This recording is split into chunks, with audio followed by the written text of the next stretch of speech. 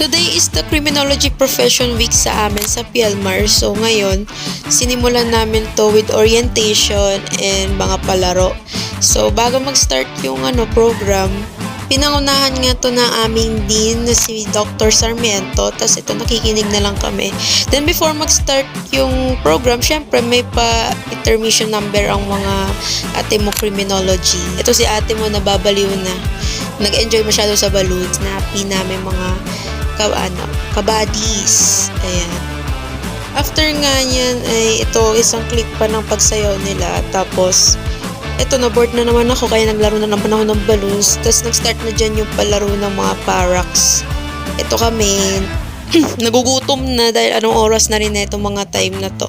Tapos pinakita na yung mga kasali sa Mr. and Miss Criminology sa sa Wednesday gaganapin yan. Abangan nyo na lang yung vlog ko. So si Riri ngay pambato namin dyan. Good luck, Riri!